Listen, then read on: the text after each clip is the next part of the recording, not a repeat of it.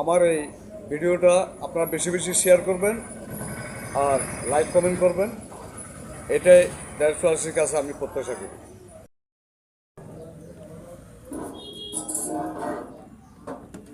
আগামী নতুন বাংলাদেশের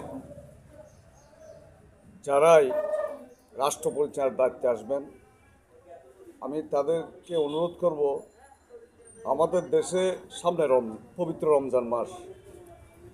এই রমজান মাসে আমাদের দেশে প্রতি বছর যা দেখি, অতীতেও দেখেছি, এখানে অসাধু ব্যবসায়ীরা নিত্য প্রয়োজনীয় মানুষের ক্রয় ক্ষমতার বাইরে নিত্য প্রয়োজনীয় জিনিসের দামের বাড়াইয়ে নেয়।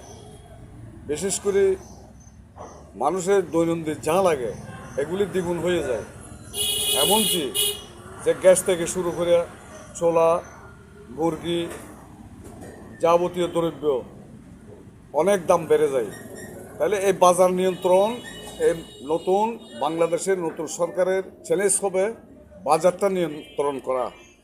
পাশাপাশি আরেকটা নিয়ন্ত্রণ করতে হবে,